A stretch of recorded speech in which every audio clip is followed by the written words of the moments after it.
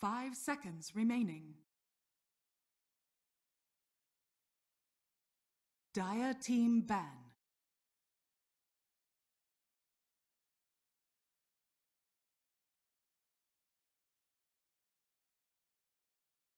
OG's turn to ban.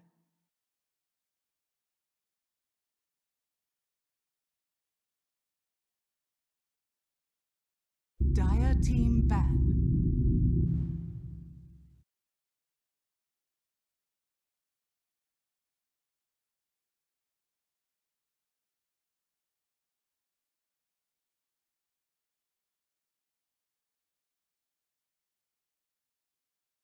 Ten seconds remaining. OG's turn to ban.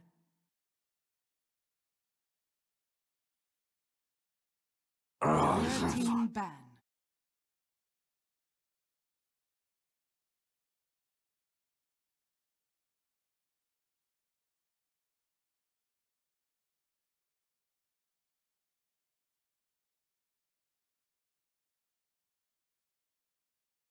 10 seconds remaining. 5 seconds remaining.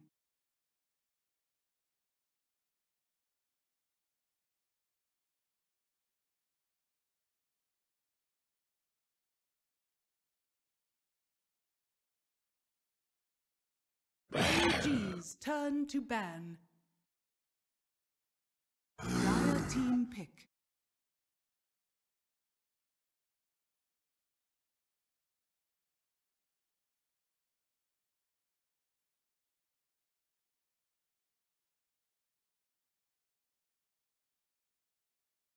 OG's turn to pick.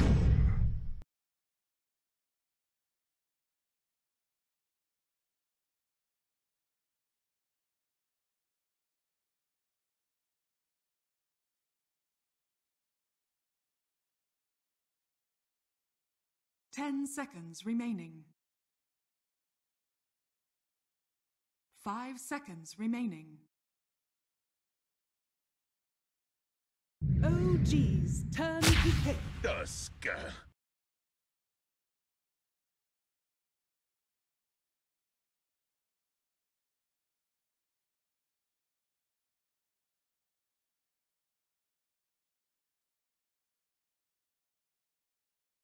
10 seconds remaining.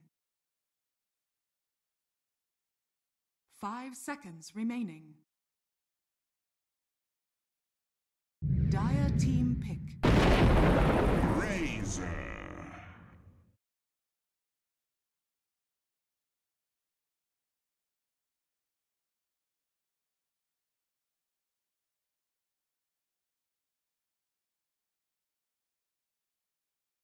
10 seconds remaining.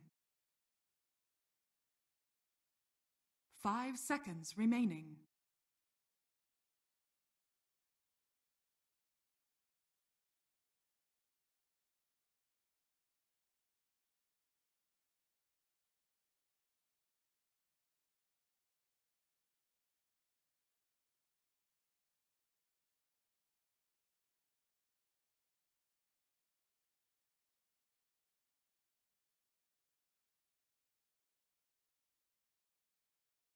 OG's turn to battle. Bounty Hunter.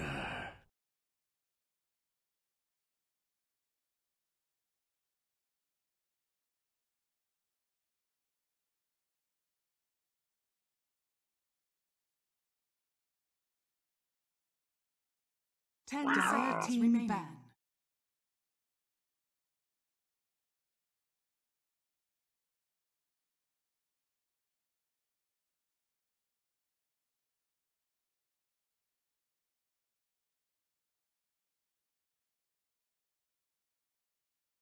10 seconds remaining. 5 seconds remaining.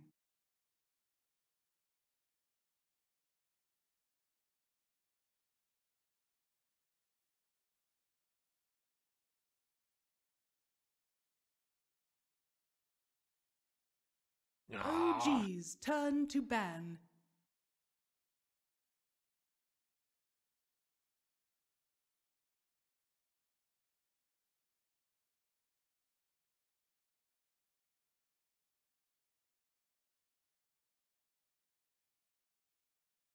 10 seconds remaining. 5 seconds remaining.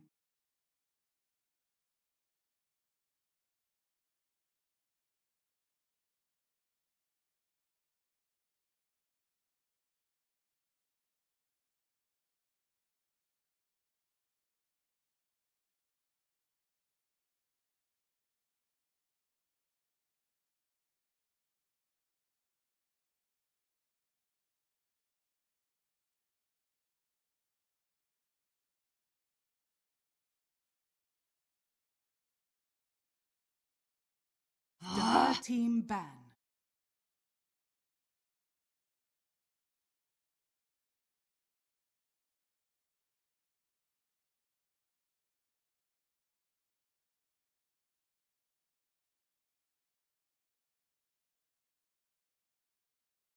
Ten seconds remaining. 5 seconds remaining. OG's turn to pick.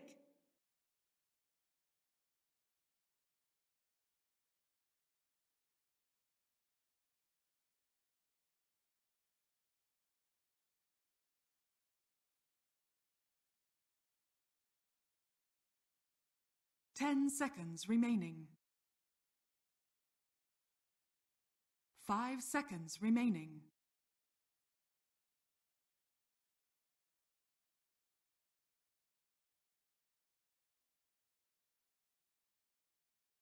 Dire team pick. Lion.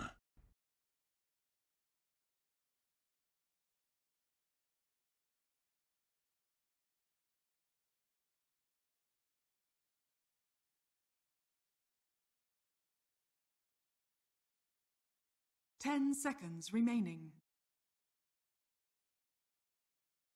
5 seconds remaining.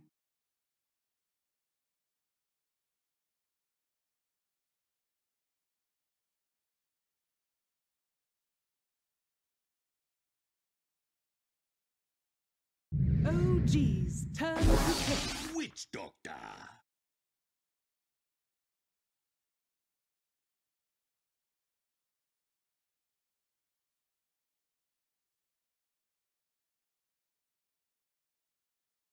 Dire team pick. Alchemy.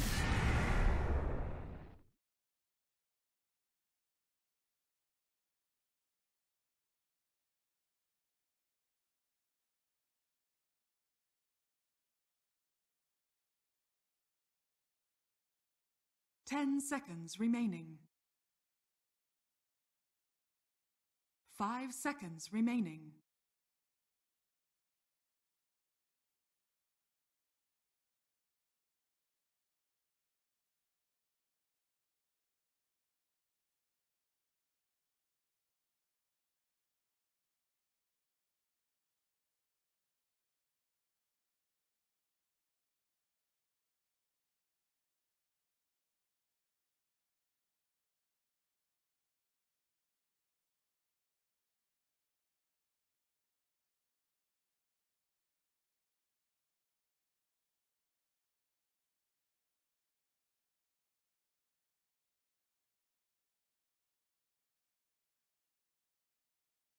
OG's turn to ban. Phantom Lancer.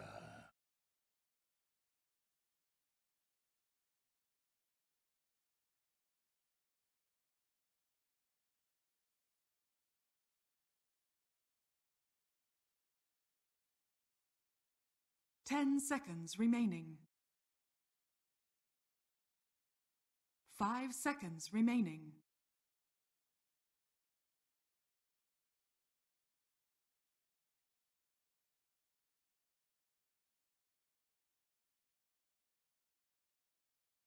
Dire team ban.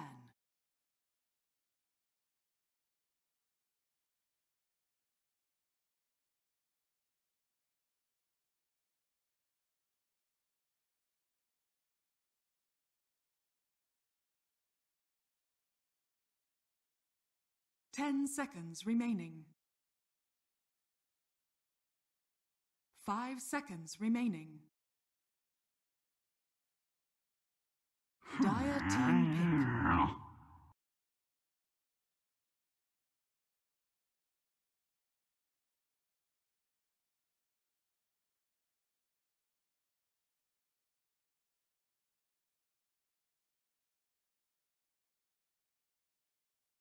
10 seconds remaining. 5 seconds remaining.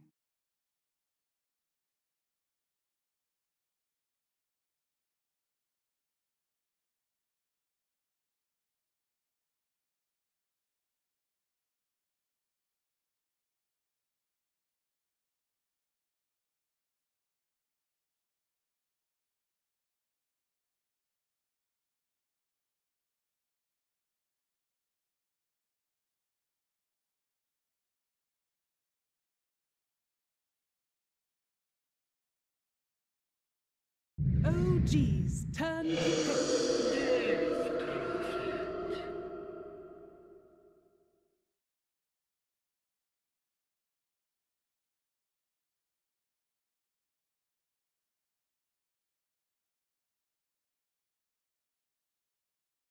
10 seconds remaining.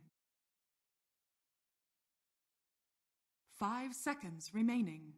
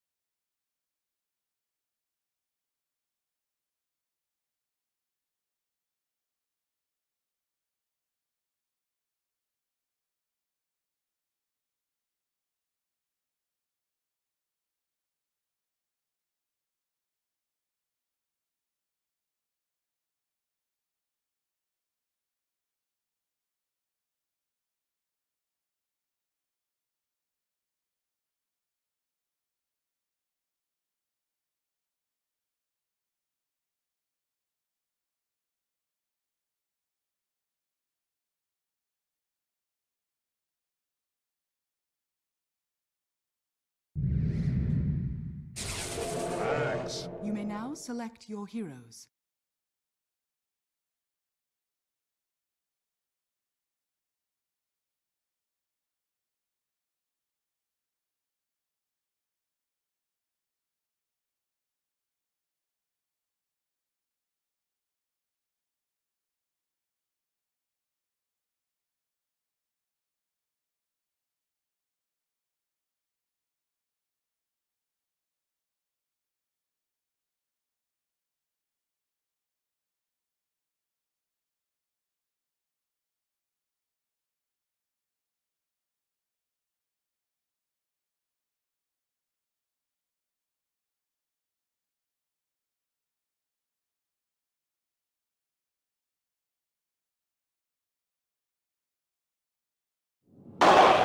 Thank you, panel. We're here in the main stage, ready. Playoffs action. I'm Gods, joined by B-Cop. You ready for this one? I'm ready to see FlyToMoon attempt to get even closer to their goal, going to the moon. And now they're going to have to go through OG, a similar lineup coming out from them from yesterday when they played Pain Gaming, and I kind of like it.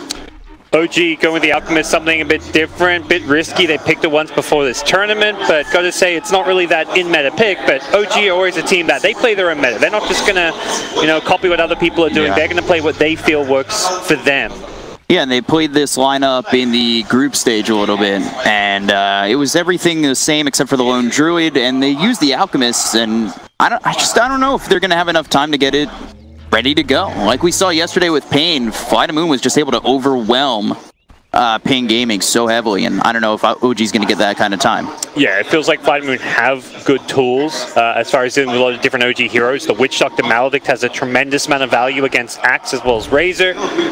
Alchemist does do well against the Maledict, does do well against the Doom, so I feel like, for the most part, pretty good Alchemist game. Death Prophet hero with a lot of burst physical damage that could cause him some problems, but We'll sure enough see this game whether or not the Alk can kind of get ahead as Alks want to do in terms of farm to accelerate and just win the game. It's the kind of hero you can't really play from behind. Yeah, nice ward placed there deep from No Fear. Interesting ward, putting it that far in the jungle. And they're actually going to look over for No Tail as they send in Iceberg. They've gotten a Grotto who will go through the trees. Always want to fly, trying to catch up to find the cast, but they're just not fast enough. Yeah, not the best level 1 ganking lineup. Oh, did they just smoke? I guess they want to get to their lanes a little bit faster. Very early smoke here. They're going to go for some harass behind tower. Yeah, No Tail in the trees for right now, and No Fear just getting a little bit of vision on both Fly and No Tail. Going for the first blood. Poor Fly. The creeps will not help him here.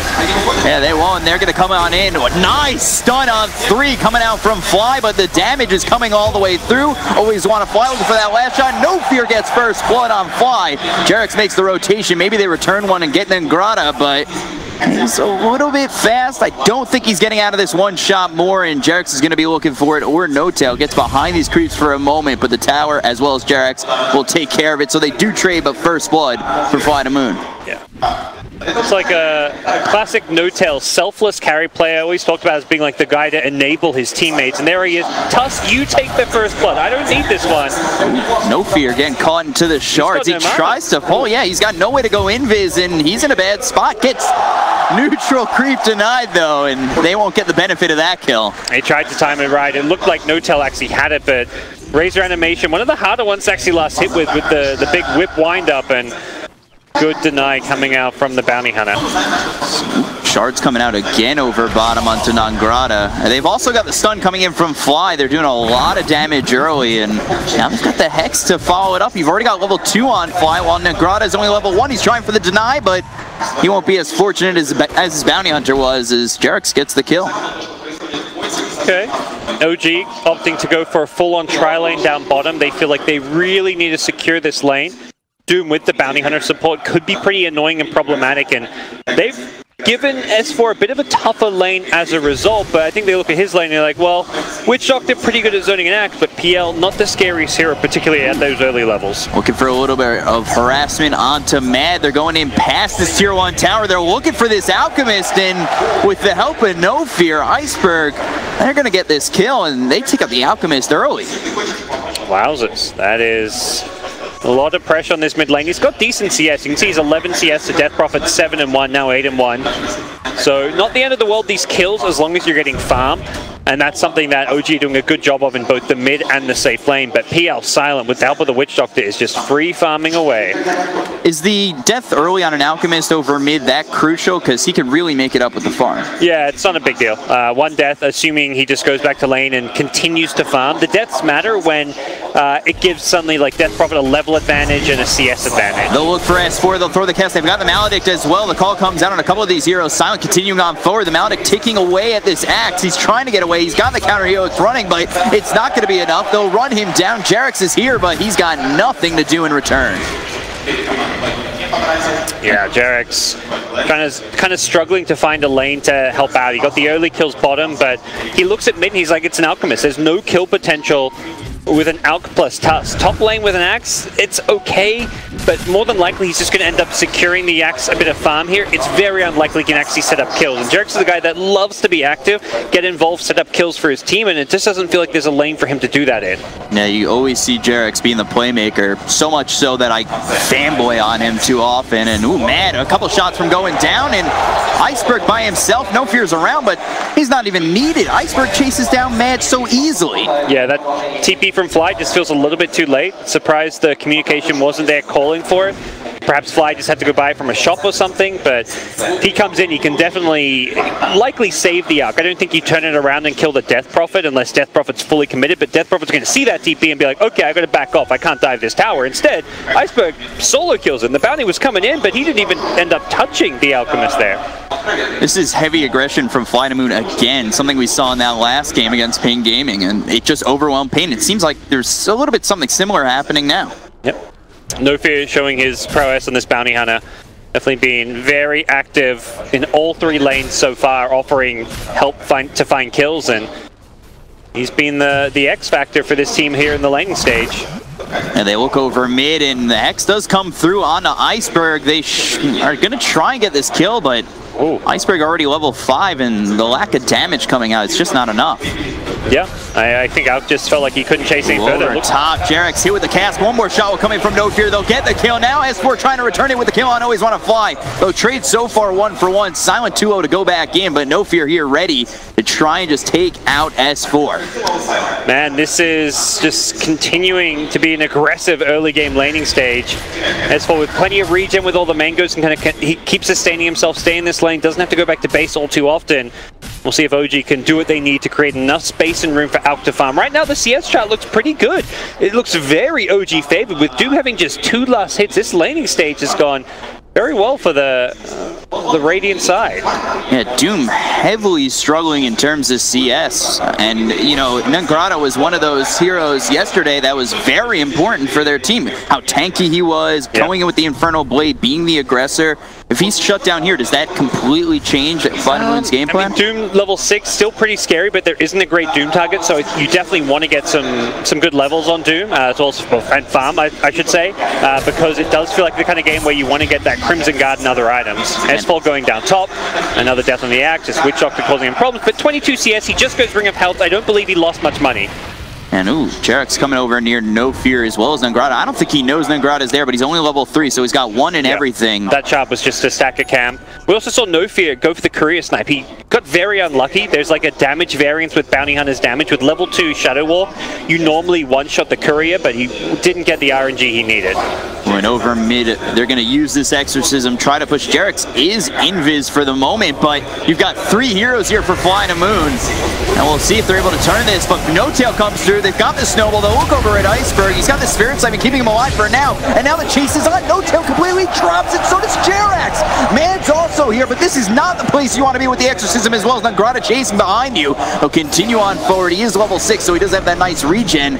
But this is FlyToMoon taking advantage, and a rotation coming out from No Tail that goes completely wrong. We'll see if OG finds anything on the back end, but Iceberg locked in by these shards. Exorcism comes back in. He's back to full. 3 heroes here. Fly lands the stun. Mad as well as Jarek's just trying to hit away. They've got the Hex. Should have this kill. Witch Doctor thinking about coming over. Iceberg's still not dead. Getting through the trees. Trying to juke him out. And he's finally found, and Iceberg will not get away. They get the kill for Alk. That's a good play that they can get Alchemist the last hit. Nice little bit of extra gold for him. I do like what you see out of FlyToMoon. Aggressive wards in the jungle, trying to shut down the Alchemist free farm. And they look over at S4 again. The Shuriken comes through. There's the Battle Hunger on Silent, but Always Want to Fly. He's here with the cask, and another kill on S4. This Witch Doctor has just been the bane of S4's existence in this top lane. He may have 26 CS to the Doom's 9, but the deaths are adding up. 9 kills to 4. You can see it's a very slight FlyToMoon gold advantage, largely based around the Phantom Lancer, who is absolutely free farming, getting kills in this lane. Witch Doctor's getting kills. The Witch Doctor has 500 gold on top of the Lion, which is because of all these kills he's been involved in. Yeah, 9 kills early, aggression coming out. It's that same game plan that we see from them time and time again. Just run over the other team, almost sometimes to a point where they go in a little bit too far. Maybe the well is where they'd like to stop, but sometimes we don't even see them stop there. As No Fear dusted up. Jarek's with the shards coming out, but Iceberg's here, so you got to be very careful. The stun comes out from Fly. Iceberg's still moving forward, but now finally rethinking that decision as he backs off. Yeah, he got a double damage rune, so he's pretty scary. You don't really want to fight into that, as they will defer any chasing. Not really an OG lineup that fights very well. You've got an Alk who just wants to farm. The Razor, we saw TP in there thinking, okay, if we've got this Alk farming, I need to be the one actually fighting, making stuff happen. But problem is, Razor is not really the best brawling hero at this stage. Ooh, over towards top. S4 again just getting picked off, found out by No Fear and Silent. It's constant aggression. They've got the cast to work with. No Fear already level 4. Where does S4 go? Possibly into the jungle. He feels pressured to not give up his tower. If he goes jungle, PL's going to not only be free farming, getting these kills, but then suddenly he's getting a T1 tower, and his early game start is going to be absolutely horrifying for OG. They will have so many problems dealing with the farm PL. Likely see a very fast Diffusal Blade at this rate. Definitely potential for him to go more a farming build, but I just feel like that Battle Fury PL build is a bit dead right now. Yeah, he went to Fuso yesterday. Okay, yeah. The one time you might consider is against a heavy farmer like Al. Fine, man. They've got the cast. No Fear leads the charge. Now that comes out. There's the crit swarm through Iceberg. It's already 11 of 4. They're finding Mad. They're finding S4. Concede did take over the PL and farm there. It looked like he just got a lot of neutral stacks as well as some of the golem camp, which gives you a lot of extra kills. There's 6 total kills there on neutrals when it's the golem camp, which means that Greevil's Greed is giving you a lot of extra bonus gold for each of those. So very efficient farm of the Alchemist. Does need to be on top. Is it enough? Because in an Alchemist game where you know you're doing well, you're up at this point 2,000 net worth. I think as you're looking at the 8 to 15 minute stage. Thrown from Always Wanna Fly, and that's going to take out S4. They do get Iceberg mid. Yeah, Iceberg drops. Was that the finger? Yeah, I believe they gave the Tomb of Experience to Fly because his level 6 is going to do a lot more than the Tusk. Getting that level 6 finger, you want to use it at the first possible opportunity. That's where all your burst damage comes from. That's how you're going to kill a Death Prophet. Problem is, it's a spell with a massive cooldown. 2.5 minutes. They have to play without it. This is why, Lean is a mid and Lion isn't, because that cooldown on your ultimate makes all the difference when you're trying to assassinate heroes. Yeah, before he had finger, FlyToMoon's aggressive. Maybe when he's got it off cooldown, they might stay a little further back, but now that they know it's on cooldown, I wouldn't be surprised to see FlyToMoon again play this aggressive formation where they're constantly moving up on OG. Yep.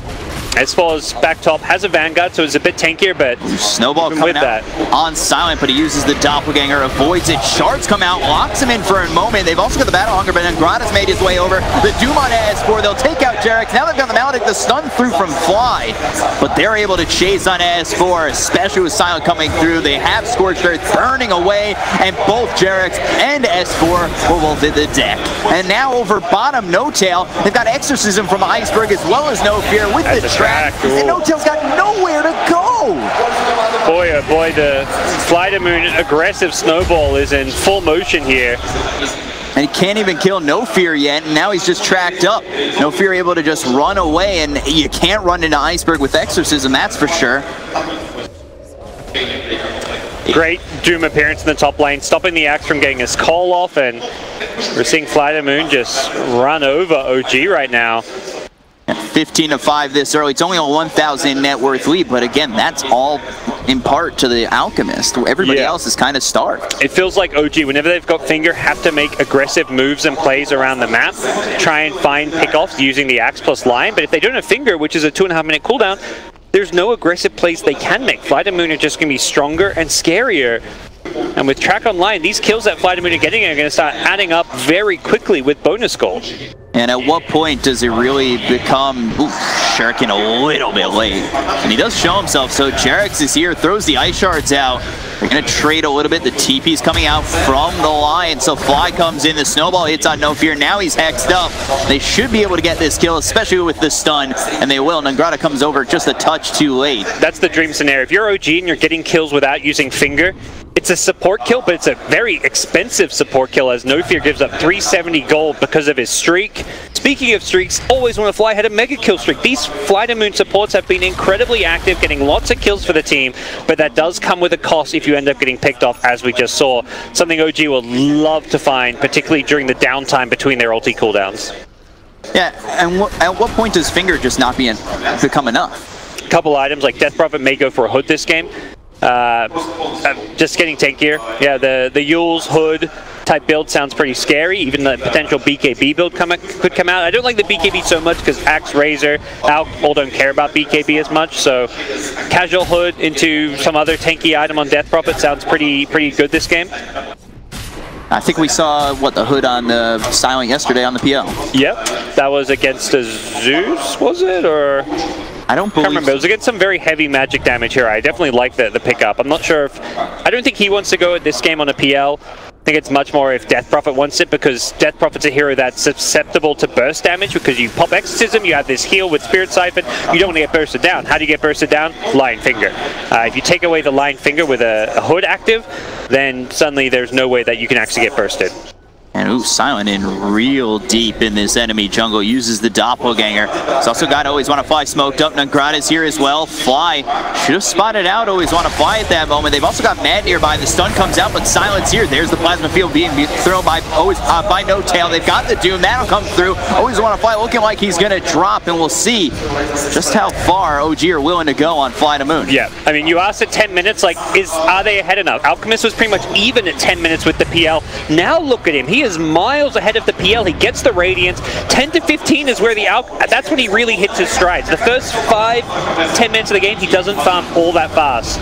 When they're looking for S4, they've got the Spirit Siphon on him, but here comes OG. There's the stun coming through, as well as the unstable concussion onto Nagrada. They've already taken out No Fear. There's the finger to stop Iceberg. Ice Shard's just a little bit left of Nagrada, but they've got the snowball flying through. Going to be a little bit short, but now he's thrown up with the Yules, as well as the cast coming out from Always Wanna Fly. The ult comes in. Nagrada's still alive. What a Death Ward, drops with a Death Ward doing so much damage, and will take out Jax, but that's a 3-for-1 in the favor of OG. Seemingly the first fight that's gone their way this well. Yeah, great use of the Yule Scepter to purge off the haste rune on Doom when they caught up to him, but OG get the kind of fight they were looking for. Alchemist with the Radiance showing up, getting kills for his team, setting things up with the stun, and just continuing to chase people down.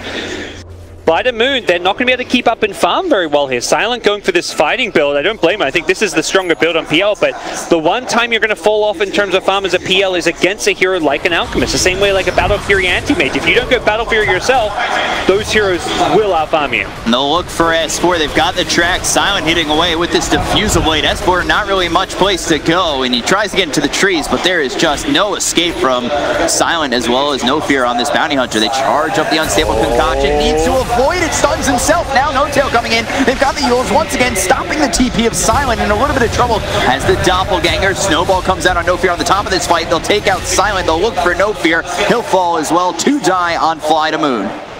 OG just playing around their mid-game timings. This is just classic OG. Takes you back to when they were in their prime, playing with Miracle or Ana. Play around one player. That player this game is the Alchemist. Seb talked about sometimes some people think he's a bit of a liability. You know, he's not a Ramsey, he's not a Noah, he's not a Miracle. Well, put him on an Alchemist, give him this kind of farm, he sure as hell looks like it. The kind of impact he's having is the kind of impact those players have on those games, and we're seeing a fantastic Alchemist performance here. He got pressured a little bit, died a few times in lane, but he maintained his farm, and he is currently in a fantastic position to carry this game. Kess coming out. They've also got Iceberg coming over. There's the Maledic stunned again. There's the Death Ward. But the Yules is up. The Silence through. Nagrada coming over. And he's thrown up one more time. And No Tail getting chased, but will drop Maledic, finally yeah, to the Maledict. He could have perhaps Yules dodged some of the Maledic damage, but then will Doomsday with an Infernal Blade. So there was no real escape for No Tail. Gives up a 500+ gold bounty to the Witch Doctor of all heroes. So not the biggest deal considering who it goes to. As we continue to see this Alchemist pull further and further ahead. This Treads Blink build seems to be the new popular way to play the Alchemist. This is the build I see in all my pub games as well, where it's just, you know, you get this Radiance with their Treads and you don't keep on farming. You actually go and use the Radiance damage to fight, find kills. The Blink initiation on a Radiance hero like Alchemist means you can fight around your Chemical Rage timing a lot better. Chemical Rage has a lot of downtime now that you have to be careful about, and Blink Dagger allows you to force a fight when it is up. And Jarex falls over mid. They are looking towards bottom. Exorcism is available if they want to push with it, but for right now it looks like they're going to hold it. So Iceberg backs off and Nagrada's still staying nearby. Meanwhile over top, No Fear's got the track on Fly with Witch Doctor coming over, so Lion's got to be a little bit careful as the Janata comes in. There's the track one more time. Yeah, Always Wanna Fly not going to make it over. It looked like it was just going to buy time for Always Wanna Fly to rotate in, but perhaps if he doesn't do that, then that, you know, Lion's just going to walk all the way back to safety. So not the end of the world, just a support kill, but again, it's track kills, so FlyToMoon want all the track kills they can get. They had a lot of kills in the early game before Banning was level 6. It feels like they've only maybe had 3, perhaps 4 track kills this game so far. The level 1 track definitely not the greatest. It's been nerfed quite a bit over the years, but we'll see if FlyToMoon can get those aggressive, constant trades that they want to find. They don't mind trading kills for kills if they're getting track money and if they're killing the Alchemist or keeping their cores alive. The big thing you want to avoid is losing cores and Alchemist getting more and more farm. Fortunately, killing this Alchemist when it's going to BKB now is going to be very difficult, and I love the build we're seeing come out. They're going to try and pull it off. They found No-Tail. The cast bouncing around. The stun came out from Fly as well as the ulti onto No-Tail, but he's got that Yule's tracked up once again, and he's not making it far enough away on that one. You see that Exism, you run if you're OG. And they actually might even continue on forward for Fly because they've also got the track. The Hex comes out. They'll look for Scorched Earth and Infernal Blade to do work. Draining that mana just a little bit, and on the side, Jax actually takes out No Fear. Coming around will be Meg. He's got the BKB, the finger through. Grotto drops. Now they find Always Want to Fly. It's going to be 3 for OG. However, they did lose S4. So losing both the Axe as well as the Razor is a little bit crucial. And if they lose Mad here, it's going to be even worse. And they clean them off. They're going to find Jerax going on forward. The silence is there. No way out. And 4 people die on OG. Absolutely devastating from FlyToMoon. That's like the worst possible Doom target. An Alchemist with BKB Chemical Rage up. It looked like it was going to be unkillable, but PL and Death Prophet say, we do a lot of physical damage. And the problem with the BKB build is Alchemist, very low armor. You really need, that's why you often see the Shiver's Guard, the AC, these kinds of armor items, and he's going to need it ASAP. And that's where the BKB build allows him to fight and play aggressive, not worry about some of the stuns, the Maledict, the magic damage, but the physical damage from FlyToMoon is very scary at this point in the game. No Fear stopping that TP of Fly, tracked up. Here comes the big bad Nagrata, just looking for the Infernal Blade with the Scorched Earth, and Nagrata gets a track kill for the team. Always Want to Fly here, just in case they get pressured. That was a very chaotic team fight, that sequence of events. It was like 2 fights going on at once. We kind of witnessed where OG were winning, but it was elsewhere where the Axe dies. And then the Alchemist thinks, oh, I'm strong. I may be doomed, but I've got this BKB Chemical Rage up. I'm going to go fight, but BKB, it's wearing off.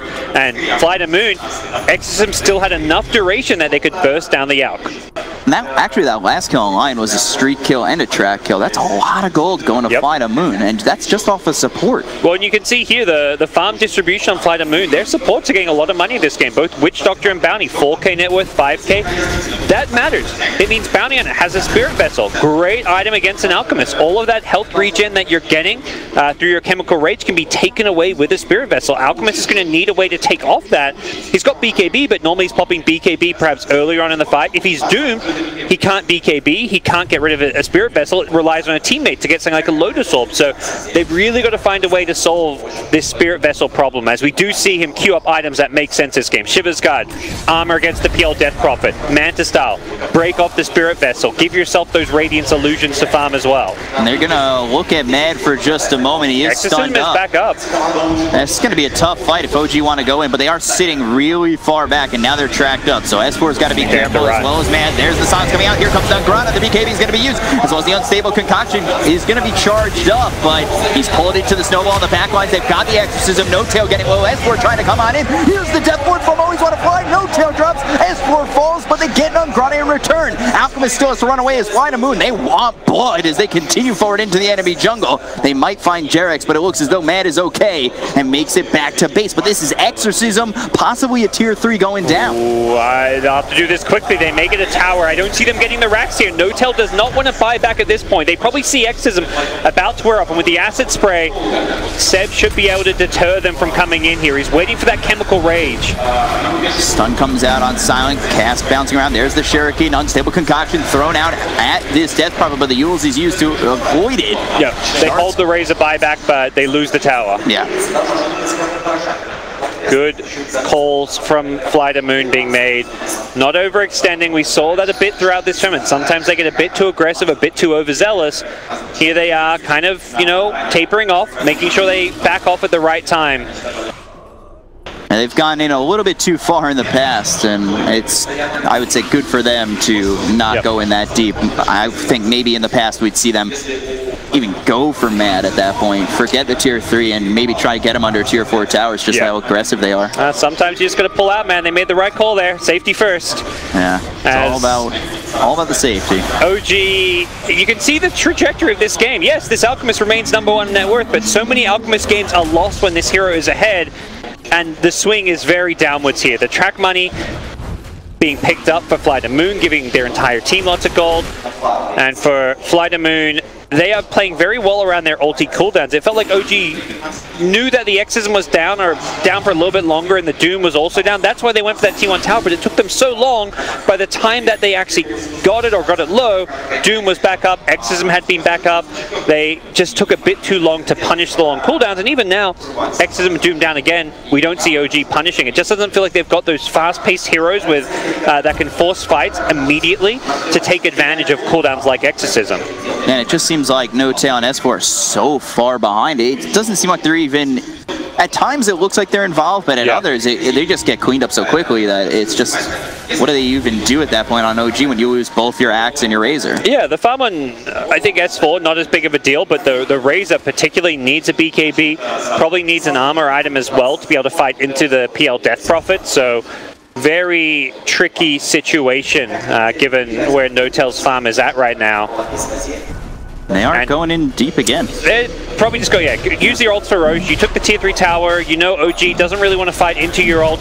They're going to use this Exorcism for Roche, wait for the cooldown, and then go and do something after that. OG, I think you fight into Aegis here. Not necessarily contesting Roshan, or we'll see if they want to do that first, but you want to fight when Exorcism is down. Yeah, but now they go on forward. There's Nagrata with the nice Centaur stomp. The silence comes out on 3 of these heroes. The Spirit Siphon comes through. Mad trying to find the unstable concoction, but there's the Yules. They've already taken out S4, so they've got no more Axe. They continue on forward. The Finger comes out. They drop Iceberg, but the Doom is out onto this Alchemist, and No-Tail's going to drop soon too.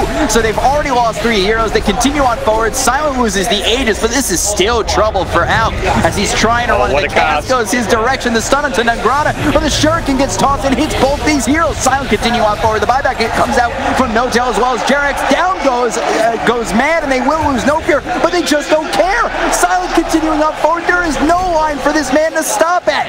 Jarex as well as No-Tail fought back, so they're alive at this moment, but FlyToMoon, they'll get out with maybe no Aegis, but a nice fight coming out. Somehow, always on the plan, the Witch Doctor even survives through it all. They lose the Aegis, but a big swing towards the way of the local favorites. Alchemist going down. The top net worth hero can be as far ahead as you want, but even a man that size will still bleed, as FlyToMoon prove, and having an Aegis there working out great for them. Couple small things there, just really being played right by FlyToMoon in that fight. The Alchemist has this big stun being channeled up, but the Death Prophet self-uses, and Alk doesn't stun anyone. He doesn't stun himself because he had the BKB up, but you channel that stun, you really need to lead the fight with a stun. S4's Axe just instantly got taken out as well. It just felt like the lack of itemization on, again, the Razor, No-Tail, and even the Axe, really costly in those fights. It also looks like Mad's farm is slowing down. They've got PL only about 3,000 behind, and yeah, he was 3,000 behind 10 minutes ago. So if you're an Alk, you want that difference to get bigger and bigger as the game goes on. If you're 3,000 behind when you're both like 20k net worth, that difference is much smaller. It's no longer like a massive percentage difference. It just gets smaller and smaller. And they'll look for Iceberg. There's the unstable concoction. Escort, but the Yules again, that winds them up for the call. They've got the Ice Shard Snowball. Iceberg getting low, the stun, the Walrus Punch, and they will finally get him, but this is only 1 kill for OG. Yeah, we'll see if they can turn them more. He does not have buyback. That's 60 seconds. That's actually a big problem for them. Without the Aegis, suddenly the PL does not really want to go run in and fight. He's relied heavily on having the Death Prophet alongside him. There's this big 1-2 tanky punch in the front line. Seems like the silence that has come out from Death Prophet has been very crucial to their fight, as he landed it on 3 to start, and hit by his own stun and then tracked up. They almost got the bounty there as well. And this is time being bought for the Death Prophet to survive. OG either need to find a second pickoff or immediately go push towers, and they're kind of wasting time right now thinking they could find that second pickoff. You can't blame them for going for it, but you've got to find it. And as it stands, OG have not gotten that tier 2 tower mid, which should have been a free grab for them with 60 seconds of no Death Prophet. And they get no objective here. Yeah. Obviously, Roche was taken a moment ago. They don't get the tier 2 over mid. They work with what could have been a huge kill on Iceberg, but now get the stomp. They've got the Doom. No-Tail's here. Nagrata continuing to run forward. And he is used up by No-Tail. Nagrata's starting to run away, but the damage is pretty heavy from No-Tail, but just getting a little bit too far out. It's the movement speed of the Doom. I imagine he took the movement speed talent as well on his Scorched Earth, and something that Kyle talked about in the panel, you know, Doom against the Razor doesn't feel so bad. Razor here that wants to run in, take a lot of damage and right-click you down. You want to have these fast, mobile heroes, and Doom there able to outrun and outpace the Razor to get out. And that was, what, the 10 or the 9 second BKB coming through from No-Tail? Yeah, fresh, very fresh one, that's for sure. You can see there, Alk's BKB getting down to 7 seconds. Level 19 here, so we'll see if maybe some of his later game talent allow him to just scale a little bit better. I'd like to see Death Prophet get something like a Aeon Disc this game. The Refresher, the Octarine type items, like they sound nice to get these big scary items, but an Aeon Disc can just save your life if you get jumped by like an Axe Call or a Blink Stun from an Alchemist. Purging off like a stun can really make a big difference. 5 heroes from OG are smoked up into the enemy jungle, but FlyToMoon sitting pretty defensively at the moment, except for, I would say, No Fear over bottom. But they're not anywhere close to stop this Bounty Hunter anyway. Yeah, pretty low health there, half health. It's kind of awkward because in the past you would just pop your Chemical Rage to heal while you farm, but now you have to be a lot more careful about how you pop your ultimate. It's no longer an ultimate you spam to farm. You may have to save it for a team fight, which is why we see Mad there, half health, not using his ultimate. He does not want to put it on cooldown and risk FlyToMoon engaging on them. May look to use it for this tower. We'll have to see if FlyToMoon mounts a defense of the top lane. Doesn't look like they want to. Great OG vision on the cliff, protecting them from below. Unless FlyToMoon smoke up, they're not going to catch OG by surprise. They've got this gem on No Fear, so they should be able to clean up the vision, but it doesn't help them get into this fight just yet. Be careful not to lose it, though. They're pinging him. Jerix and No-Tail are both near No Fear. He gets dusted, but still behind this tier 2. He should be okay as OG are not going to make the jump. So many bounty players there would have fed away their lives. Silent gets caught. Now S4 is here. They're going to look to try and kill off this Phantom Lancer as the snowball comes through. They've got No-Tail. They've got Mad. The stun's going to come out, and now Silent in a lot of trouble. They continue on to get this kill on Silent, and FlyToMoon are here, but without Silent, I don't know if they want to take this fight. They get the BKB pop by No-Tail. Continue on forward. There's the blink with the call coming through on Death Prophet, and they will slam him down. They've got themselves both big cores on FlyToMoon gone, and Always Wanna Fly will be the 3rd kill for OG, and that is just an absolute show for OG there. OG outplaying them, punishing the mistakes. Silence positioning there, getting caught out on the other side of the river. Not sure what he had in mind, perhaps was looking for some extra farm or something along those lines, but OG find him. The Yule Scepter, No-Tail's used this item very effectively this game as a catching tool, and it just bought time for OG to all rotate in and kill him off. You're able to follow the real PL afterwards with the static link, and OG may be able to even get a lane of Rax here. No buyback on Death Prophet, no Exorcism as well. PL is probably saying, let's just give up a lane of Rax here because I don't have a Death Prophet alongside me. I don't think we can defend. Yeah, they are really just breaking through this tier 3. They'll look towards the Rax next. They're getting tracked up, but again, no Iceberg for 20 seconds. And like you said, they're not trying to buy back on Silence, so it looks like they'll just hand over this lane of Rax. I'll give it up and head towards top, but I don't think we'll see OG fully commit to another Rax just yet. More likely they want to play around like next Aegis, or perhaps Alchemist's next big item. Even the Razor could do with some farm, so there's shrines they can take, there's more farm available on the map, and with 5 heroes back alive, they will be playing a bit more conservatively. I'll also get this top shrine, so it's going to be very hard for FlyToMoon to contest the next Aegis. Yeah, suddenly they're going to have to rely on smokes, and without even any tier 2 towers alive, there's no kind of TP locations close to the Roshan pit.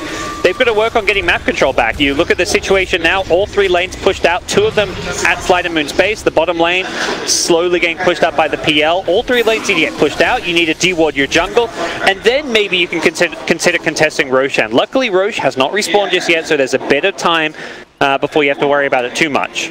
Do you get worried about these BKB timings for OG? Because they're getting low on No-Tail as well as Mad. A little bit. The Alchemist one is pretty important to have, a fairly long duration. I don't think it's going to change the game entirely, but it definitely allows FlyToMoon to fight a bit better. Just shorter BKB means, you know, Doom throwing an Infernal Blade on an Alchemist, the silences, all these things add up. Not to mention things like Maledict, which would be a pretty scary tool. We've seen the Doom on the Alchemist mostly. If he's a 5-second BKB, well, suddenly he's taking damage once that BKB wears off. And they might be looking to fight. The Ice Shards get placed out. Blocks and Always Wanna Fly as well as Silent the track on to No-Tail. But no heavy pressure like FlyToMoon. Very unlike them as we see them be very defensive in that attack. See the MKB coming out for the Phantom Lancer against the Alk. The mischance with the Radiance just proving to be a bit too pesky, and this is where an Alk wants to be. 10k net worth ahead of the PL. You're saying, rightfully so, you know, oh, he's only 3k ahead, this isn't enough, and it was not enough. This kind of difference, though, this is more where an Alchemist should be, and will allow OG to have a very good shot of taking this in the late game. It's still far from over, just a 5k gold lead with FlyToMoon just one team fight away from equalizing, if not taking the lead back because of all the track money they get. This has been such a roller coaster of a game and will likely continue to be so. Is that difference between Alchemist and PL big enough where, you know, PL, Death Prophet are much more farm than, say, the Razor and the Axe? It's probably similar. I think in the context of it being an Alchemist, where, you know, this Razor's like 3k behind Death Prophet and 7k behind PL. Alchemist being 8, 9, 10k ahead feels like a similar kind of story to that. As we'll see, Mjolnir picked up. There's the item to help deal with the Phantom Lancer. Replaces the Radiance, so no longer going to rely on that AoE magic damage. He wants the Mjolnir, the Lightning instead. A heavily buffed item. Counters evasion now as well. No Butterfly on the PL, no real evasion inside anyways, but I do like the pickup. Using himself is no tail. Yeah. The track is such a key tool at this point. The vision, the movement speed you get from it, you have to purge it off if you're OG. And FlyToMoon, they're going to wrap all the way out and around. They'll try to get behind OG. They want to fight around their ward. If they go too far up, they're going to run into an OG ward. So if this fight happens where right now, FlyToMoon win it. If they fight at that secret shop, OG win it, is essentially what the two teams are saying right now. Now look over at Jarex. The BKB is actually going to be popped by Nangrata. He leads with the Inferno Blade coming through onto the Axe. They now doom up. No-Tail's got his BKB. They continue to chase for Jarex on the back lines. They've got Silent hitting away a bed, but he has got that ulti running, and the Exorcism on the sidelines. The finger comes through. Nobody dropping just yet. S4 getting away. Will be the first one to fall in this fight. The doom out on No-Tail, that's going to be 2 as well as 3. They take out the slime, they both buy back. They've also lost S4. So 4 heroes die on the side of OG. They'll also take out Mad. Essentially, it's a team wipe, but the buybacks come through from both Jarex as well as No-Tail, and FlyToMoon somehow lose nothing. They got the tracks off. Having those tracks for vision, it negated OG's Observer Ward high ground advantage. All of a sudden, FlyToMoon could see them. They knew exactly where these heroes were positioned. They were able to get the Blink Doom off. Yeah, the Razor BKB doesn't have the static link going, but it's just allows the Phantom Lancer and the Death Prophet to not be the focus and the center of attention. Instead, everything's focusing on this Doom, who's already used his ultimate. He's not the hero you want to go on. Death Prophet, PL, these heroes, they're the scary ones in that situation. And you just look at how the net worth changes from a 5,000 lead from OG all the way over 12,000 net worth change to 7,000 ahead for FlyToMoon. It's just such a huge drop. And there's the roller coaster I was talking about. It will continue to go on. We are not at the end of this ride just yet. One team fight either way just is a massive swing, particularly when FlyToMoon are the ones winning it, particularly when buybacks are used. OG commit 2 buybacks there, hoping the Alchemist could survive. Those buybacks do not make sense and are not worth it if the Alchemist dies like he did there. They're just hoping that he can stay alive a bit longer, and if they come in, offer him some extra support, perhaps they swing it. OG thought the fight was a lot closer than it was when they take a fight there and use buybacks, but it was really just FlyToMoon crushing them using their positioning and the Observer Ward plus the track vision they got as well. Yeah, losing nothing in that spot and then grabbing the Aegis is just a step and a half forward in the right direction for FlyToMoon. And it just, some of the fights look way closer than that, and yeah, like you said, it's about the ward positioning and the track and everything. Yep. We'll see, they really need to try and punish this bounty hunter more. Anytime they see him, they need to be just trying to burst him down, take out all the dire vision, and also just don't let bounty hunter get these free tracks off. They've got self-defensive Yules as a Mant on the Alchemist, but preventing the vision from giving FlyToMoon a good initiation is going to be key. Both teams pushing opposite sides of the map here. We're going to see it's a game of chicken here. Who's going to TP back first?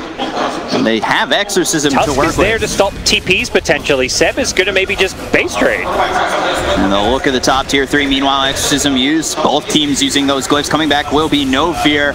So we'll see how long either team is able to hold or really willing to stand and trade towers.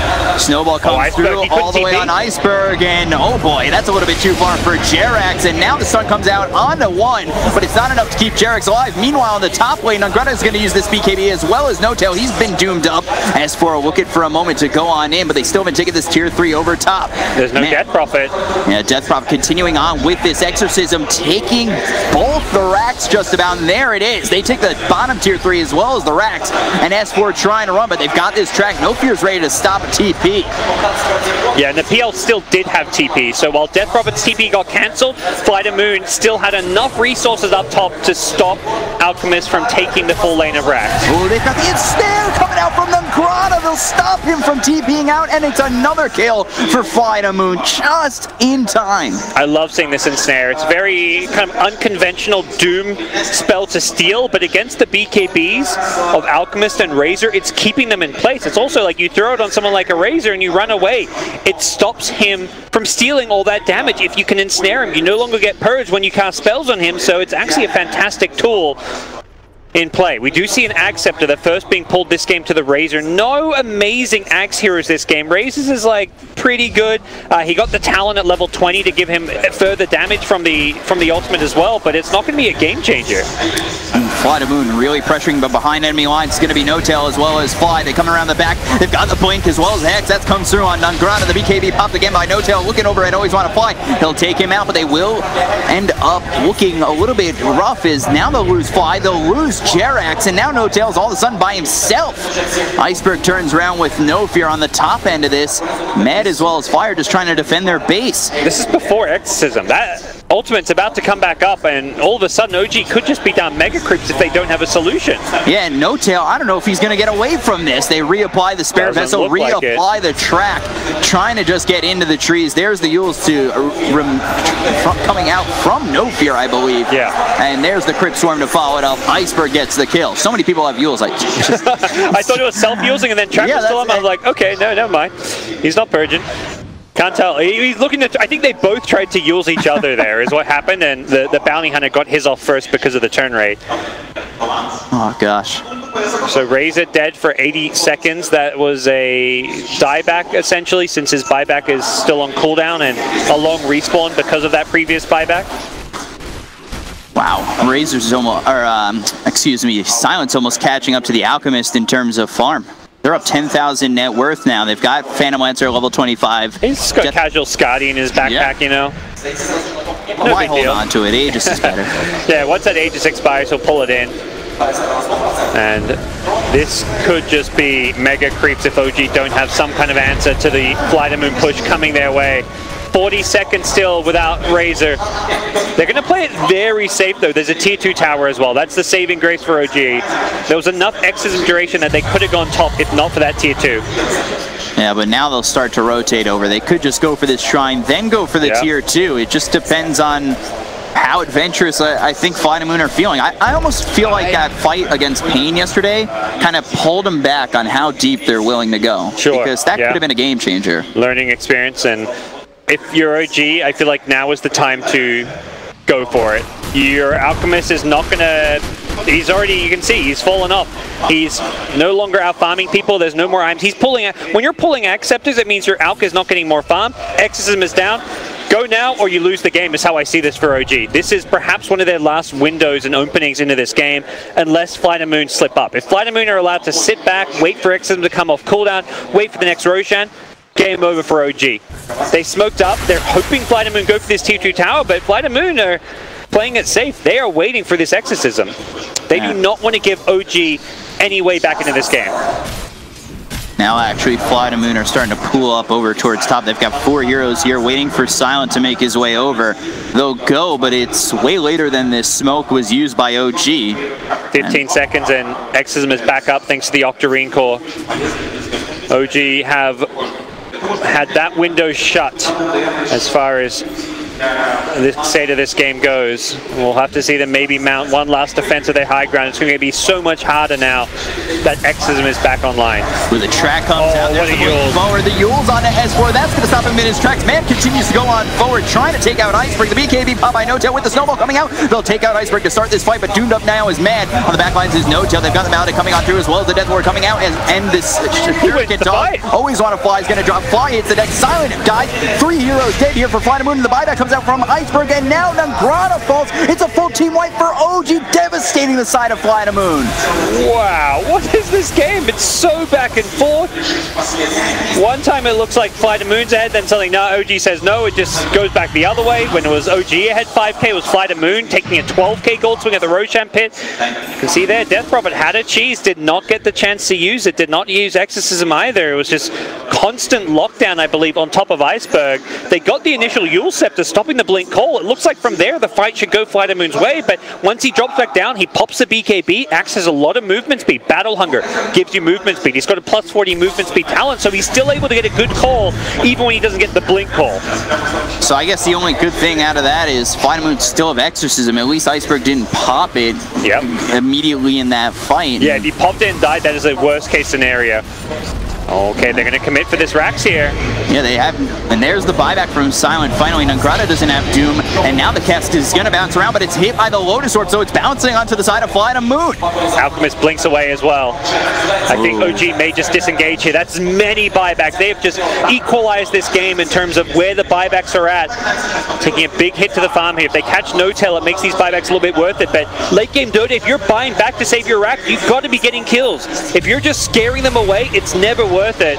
Ooh, blink forward from Nangrana now. Yule's up is No-Tail. They'll find the Infernal Blade. Exorcism even used for this. If they could kill off No-Tail, that would be very huge, as he's got no buyback, and that's 90 seconds without No-Tail. I believe they were afraid that OG would come in and take a fight there around the Razor since he was still very healthy, but it was just a lone Razor. And they've almost got Roche up. If they could find this, that's Refresher Shard, so they wouldn't even have to... Yeah. They would have possibly 2 Exorcisms going into the next engagement. 50 seconds of downtime on the Exorcism here. We see it pinged out by OG. The problem is if they wait for the Razor respawn, Exorcism will be online. So they may, if they want to go for a risky play, you go for it without the Razor with the Alchemist, but that's 4v5 Dota. And a Death Prophet, even with no ultimate, can still offer some tools in a team fight. Percent base damage from Spirit Siphon, very good against the Alchemist. And yeah, it's the 5v4 advantage. FlyToMoon saying no Exorcism. I think we solved this Roshan. And PL gonna lead the way. They'll send Silent in. Nangrana's got Doom back up and available.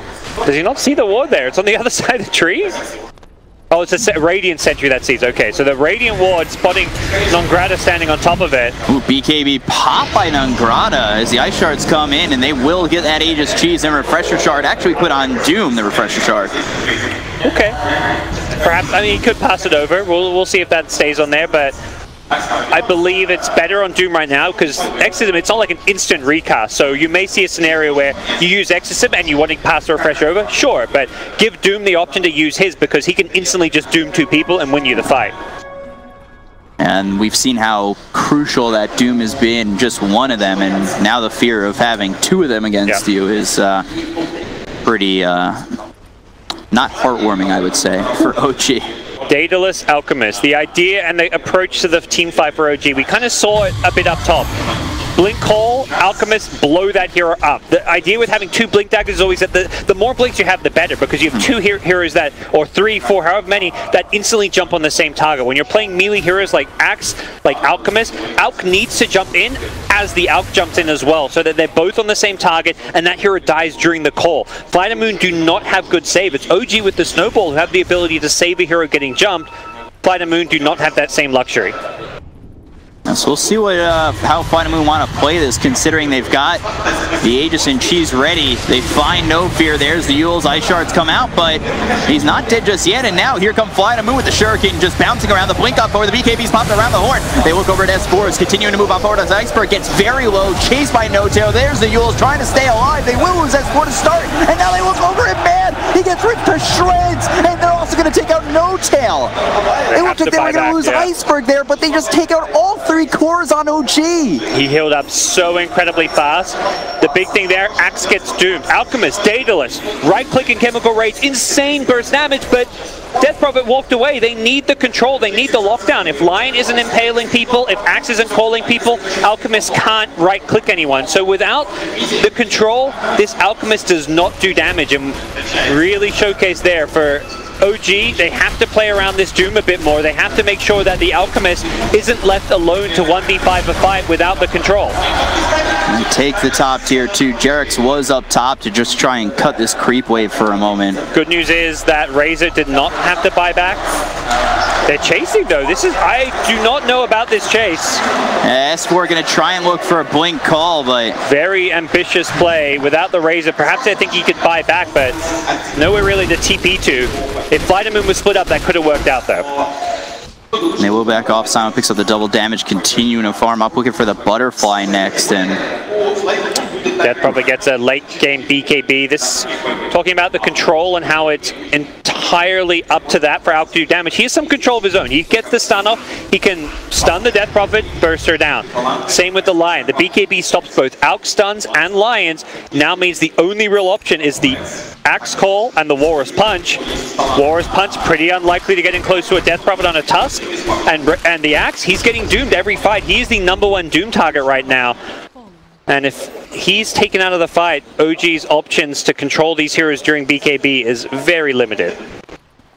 Now FlyToMoon now up 5,000 net worth. Again, we're seeing that roller coaster of a game, just up, down, and I honestly at this point don't even know where it's going to stop.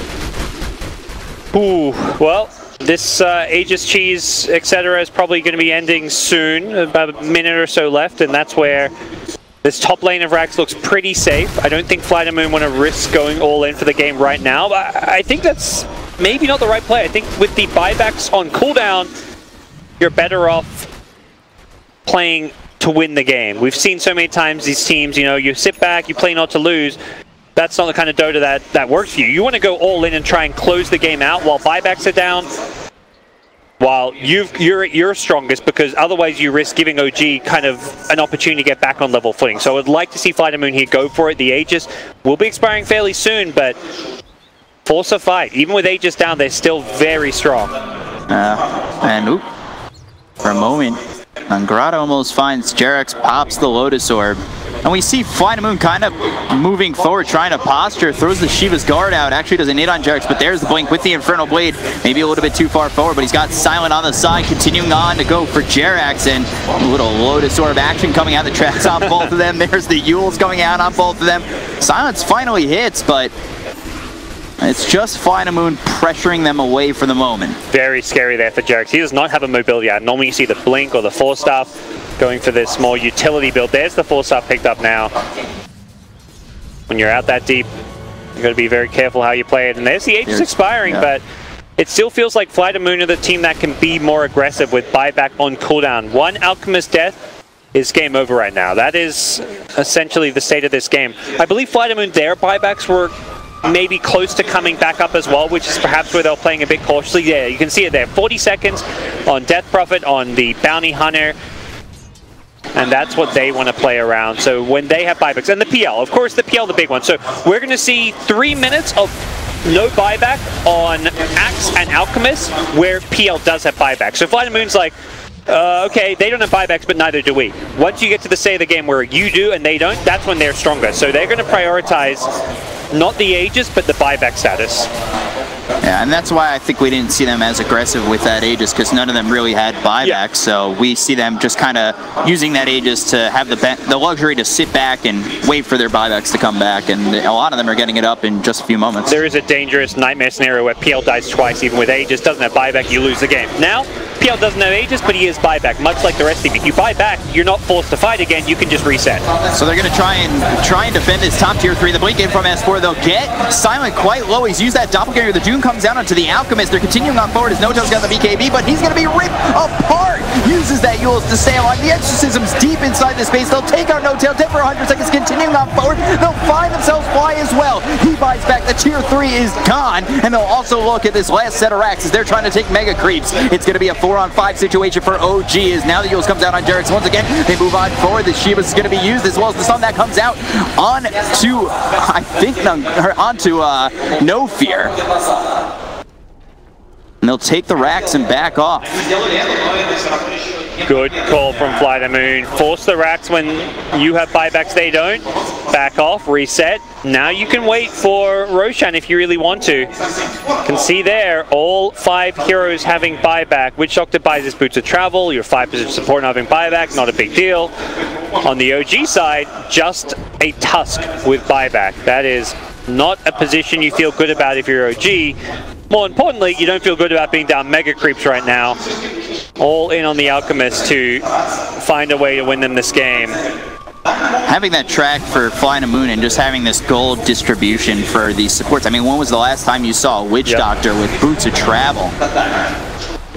It's just so hard for this really Razor to do deep anything. Here is No Fear as they're trying to lock in, man. There's the Ice Shards that kind of block out FlyToMoon for a moment, and that really does help them take out No Fear. Freebie on a Bounty Hunter, a bit of a overly aggressive play there.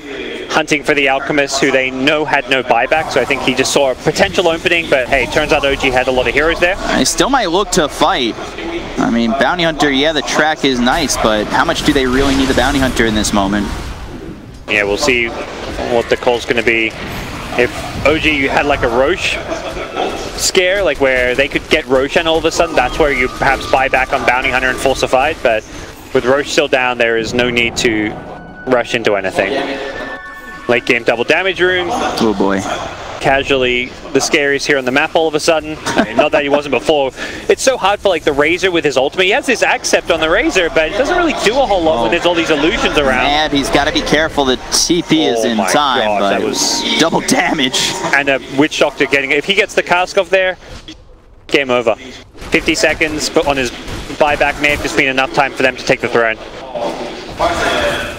So, FlyToMoon, a little aggressive here and there. They are without their Bounty Hunter at the moment. Roche is up soon, so if this doesn't go to plan, maybe they back off, wait for Roche, and then try it again with another Aegis Cheese and Refresher Shard.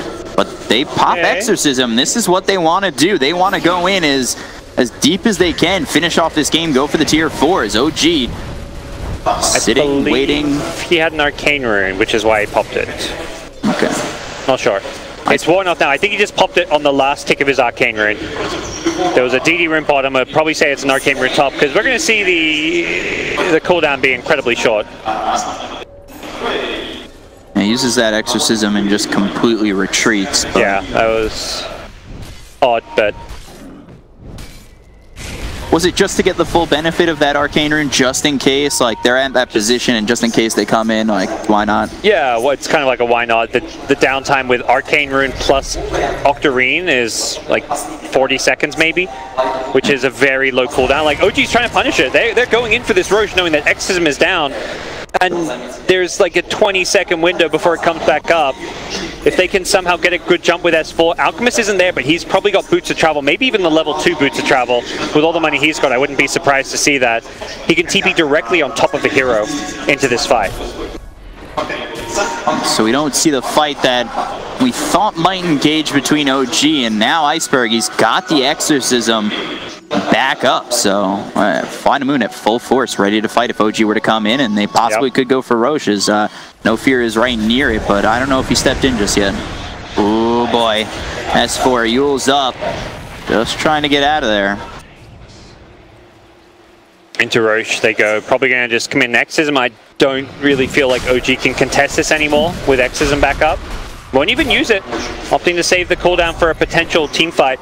Worst case scenario often that you see, very common scenarios, you pop Exorcism, kill Roshan, then the other team comes and yeah, you have Aegis Cheese, but you don't have Exorcism and you lose a fight. Very different when you're 60 minutes into the game, but same principle can apply.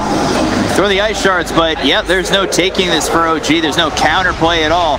And now it's Aegis Cheese, Refresher Shard for FlyToMoon. They find S4 once again, there's the Shuriken toss, but with nobody up with No Fear, they have to let him go. Yep. So back to the high ground defense. Tier 4 towers and throne now the focus for FlyToMoon. This could be the last and final fight for OG. Is going in deep, will be silent, looks for Jarex, continuing forward past these tier 4. The tracks come out now. They're trying to find S4, who's being used up. The snowball comes through, and now Jarex in so much trouble. As that was the snowball, I think, with the Lotus Orb that was on silent. Doomed Up is mad as he's trying to get back into his well. Everybody on the side of OG is trying to get back in their well. Mad trying to trade with silent, trade these blows, but Iceberg, he'll take out No Tail off screen as they continue on forward to try and get S4's pop the BKB, but everybody's here and Ungrada's around. They've got the Doom once again on Mad. They're looking at these tier 4s as the creeps come in and start taking these towers low. And again, OG got to try and defend as the finger comes through. They'll look for the dunk. They'll take out No Fear, but this is finger as well as everything kind of used for just the bounty hunter who does buy back, in fact. So he'll... Exim will wear off, so they kind of have to back off there. No, just nobody dies, casual. Tier 4s don't even drop. So X is in for 2 buybacks though. Both Razor and Axe pulled back, which is the big thing there. Bounty Hunter jumps the gun, didn't really need to buy back. I feel like you're better off just waiting for the next exorcism and wait for your respawn. You're in no rush, you still have the Aegis, but you see these big crazy fights going on, and particularly if you have like a Boots of Travel. I know the Witch Shock does, not sure about the Bounty. You know you can TP right back in, so buybacks feel a lot better when you have a Boots of Travel. Death probably gets a Refresher. I believe he has buyback, Refresher plus buyback, so he can now double Exorcism. Arcane Rune there, so we're going to see a second go. FlyToMoon have 4 out of 5 buybacks. OG only have 3 out of 5, so they can't afford to lose Axe and Razor. 2 cores without buyback, and cores that have to frontline and are very susceptible to dying. It means Seb on the Alk has to be the one kind of more in the front lines. Look at that money. It's awkward. You like have too many items, too much money. Over mid, they've got the Hex coming through as well as the stun. We'll see if they want to go in on this. Man had to come back as he was farming over top. That was the Hex on Sound, who's got the double damage. Now the Doppelganger actually throws him onto the high ground. He tries to trade with Mad. Continuing forward, there's the snowball, and now here comes No Tail BKB as well as the blink call. Silent in a lot of trouble, pushed all the way back. I think that was Walrus Kick that came out. BKB popped by Ungrada. They've got the Yules onto this Axe one more time. Silent No Tail trying to pull this damage away from Iceberg, but he's continuing on forward, and S4 is going to hit the deck. They continue on forward. Ungrada trying to find something. A stable concoction comes through, but it doesn't look like it's enough damage yet from Mad. No Tail gets all the way back into the well, and it's still everybody alive for FlyToMoon. They stop the path of Mad, they stop the path of Fly, they'll take out Fly, they'll look after Mad, he gets back into the well just barely. Maledict comes out, there's the Walrus Punch once again on the Iceberg, and they're just shredding these tier 4s, maybe looking for the Ancient in just a moment. Unstable concoction thrown once again, Mad as well as the 2 other heroes just trying to stand here and defend their base, but it's looking really bad as No Tail falls, he's dead for 2 minutes, Mad's gonna get low, he's gonna drop as well. The buyback comes through, the BKB pop by Iceberg, they're looking at the Ancient, they're gonna take it out. FlyToMoon are up. This is absurd! Woo. Absolutely insane performance. Such a clutch team playing against veterans.